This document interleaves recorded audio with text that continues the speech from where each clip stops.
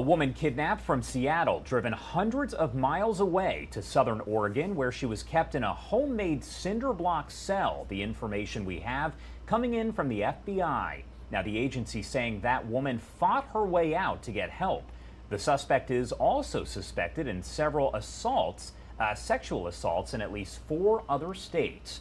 That suspect, who is known by several names, is in custody, facing federal charges including interstate kidnapping. Rob Reynolds is a captain at the Klamath Falls, Oregon Police Department, and he joins us now live to discuss the arrest of that suspect and what happens next. Thank you so much for taking the time to be here. Thank you, sir. I appreciate the time and the ability to share our story. Yeah, well, first off, just kind of break down for me what you were thinking as you learned all this information. You saw the photos there of the cinder block cell. They're pretty disturbing. What was going through your mind as you're just trying to process all of that? So just kind of take it to when the day of I received it, I was at home. He was on our days off, and I had one of our lieutenants had contacted me to let me know what was going on. And at that time, I was just only given a description of it. I actually didn't see it till the following day when we met with the FBI requesting their assistance. And I got to say that it was completely disturbing once I saw the photos, and it was consistent with what the victim had actually described. Yeah, I mean, just looking at them is kind of tough there. So as far as what we expect to happen next with the case, where does this go? Because it sounds like you guys are pretty much looking for any other possible victims here, and you've reached out to the public. We did broadcast that news conference. Essentially, it sounds like any other victims you're hoping will come forward.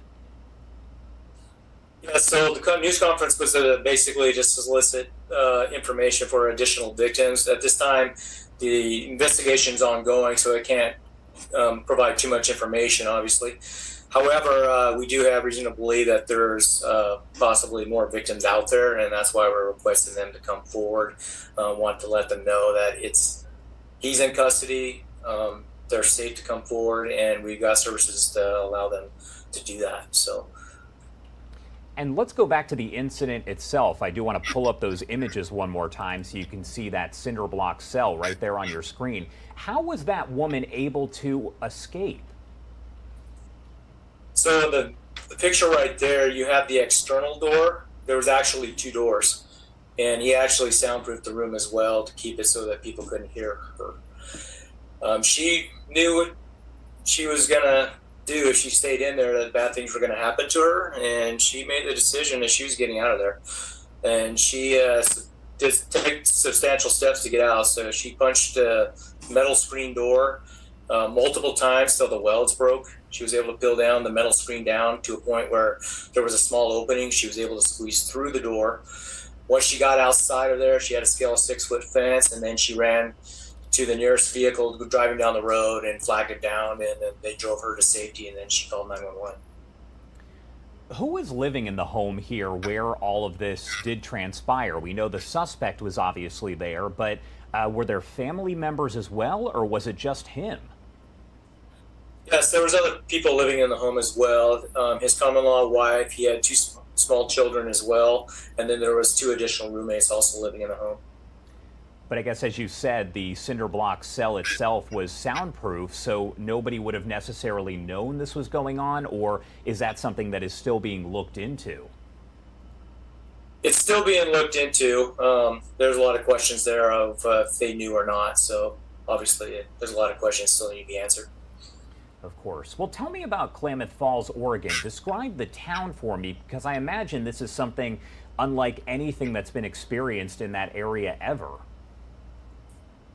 Yeah, so Klamath Falls, we're about 25 miles north of the California border in southwest Oregon.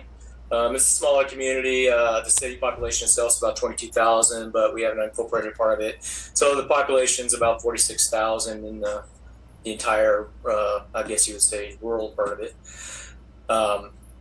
It's kind of a diverse culture. We have obviously agriculture, so we have a lot of farmers and everything else, but then we also have Mexican-American population. They work a lot of those fields. We do also have a Native American population with the Klamath tribes. And then also we have the Kingsley Field with the Oregon Air National Guard fighter wing. It's also here. So it makes up actually a pretty diverse community.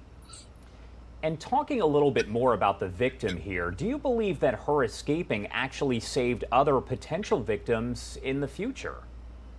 Absolutely, including our own. I believe she recognized that, and that was the reason she took those substantial steps to escape. Like I said, the investigation is preliminary. We're seeking out additional victims because we believe that they're out there. And so we're requesting them to come forward and share their story so that we can get them the service they do and give them the justice that they deserve. And on that same note, what message do you have for folks out there who are maybe looking at these photos right there on your screen, maybe recognize this guy? What do you say to them?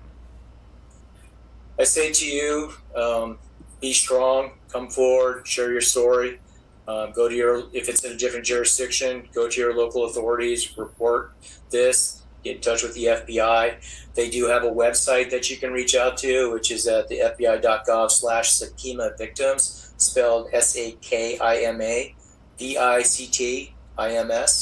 or you can also call 1-800-CALL-FBI. And then the FBI Portland office also advised that they can be reached directly at 503-224-4181. And I highly encourage you to come forward and share your story. Let us help you, and for anything for the healing process that you can become whole again, because this is a horrific event. And this is obviously getting national attention here, but in a sense, that's a good thing for investigators because they are able to get the word out about this guy, correct? Absolutely. We just want to identify anybody who's been victimized by him and, again, give them the justice they deserve. All right. Is there anything else that you want to add about this case? Not at this time, sir. Like I said, the investigation's still in the preliminary. There's still a lot of leads that the FBI is following up on, and we're going from there. All right. Thank you so much for taking the time to be here. We appreciate it. Thank you, and I appreciate the time and let us share our story.